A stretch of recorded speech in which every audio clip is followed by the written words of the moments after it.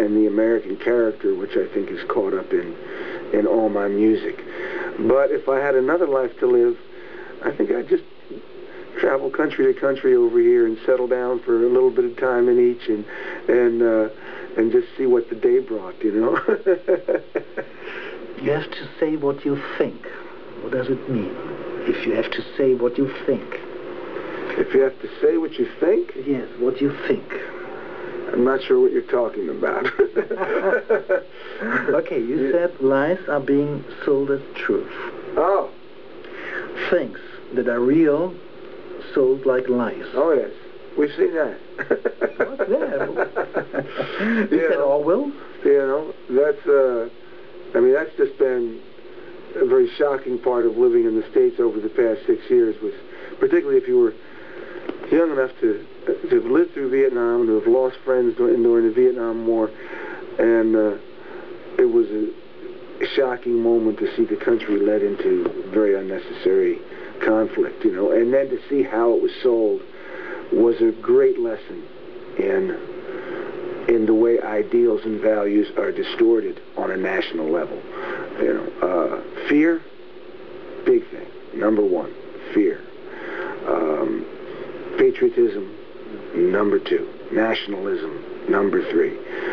All things that these are things that at certain moments can give you great sustenance, but when employed demagogically, incredibly dangerous. And we've seen some of the results in the States. You know, it was very eye-opening, and so consequently, we're hoping for the tide to turn in another year or so.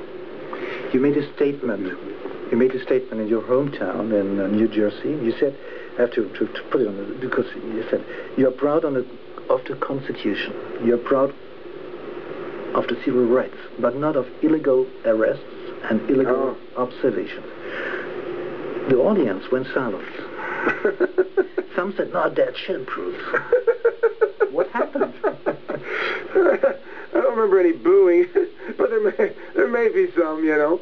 But it was interesting because during the Rising tour, when we would occasionally call to impeach the president, and I used to do it as a joke in the middle of like 10th Avenue, Freeze Out or somewhere. People would boo. A good part of the crowd would boo. There'd be less booing now. You know, there would be less booing in the States now, you know. It happens, you know. I mean, it's. I don't put myself out there as an activist, and I don't like to get on a soapbox. But the bottom line is, the music I've written over the years has certain values inherent in it, and we put those out at night, just very, very naturally, you know. I think that probably in the States we've registered politically more than in the past over the past 6 years, and some people like that, and some people don't like it, you know. And if it's hurt your record sales or your shows or not, I can't quite tell yet, you know. We've done very well in the blue states, and we'll have to see how the red states go. But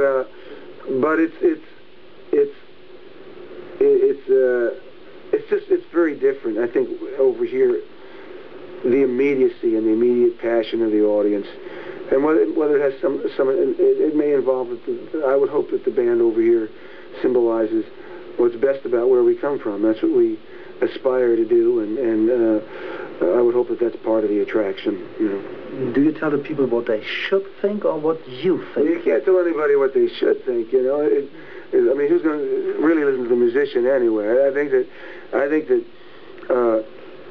I believe you can't tell anybody anything. You have to show people, you know, and that's why you know, nobody's going to listen to me getting up on a soapbox and saying this guy's a good candidate, this guy's a bad candidate, you know, unless we had some of the credibility that the music gave us over the years in singing and talking about American issues.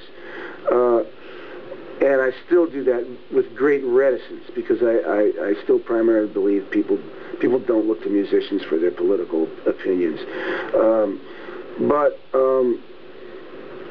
I believe, and I don't think you can tell people. You have to show that. That's why the songs are there, to show people. I try to take you, and I put you in the shoes of migrant worker or Iraq War veteran or a Vietnam War veteran, and I try to make you feel that life, and I try to feel that life, you know.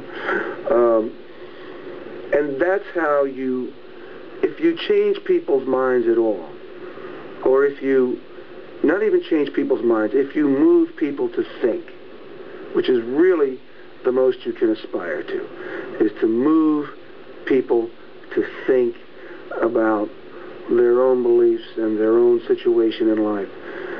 That's really the best you can do, I think, with art to some degree. And, you know, that's what we shoot for, along with, you know, dancing and all the things that come with rock and roll music. Definitely. Last question. A lot of young people, even my son, he's 21, they ask, it makes no sense, you can't change the world. Would you agree? You can't change the world. Would you? Well, will you know when? I've seen the world change with individual will. You know, Martin Luther King in the United States absolutely changed the world, you know. And so I've seen it done. And I've seen other people struggle for things like, you know, migrant worker rights, or I mean, I've seen people change. You know, yeah, you can change the world. you can change the world. The world doesn't change easy, and it doesn't change fast, and it's mad when you ask it to change. Really mad, and it's a dangerous thing to do. But I believe that the right push, the right person, the right will at a certain time can have an enormous effect. So I do believe in the power of the individual as far as moving history in this direction or that direction, both for good and bad, you know. Thanks a lot, Chris. My pleasure.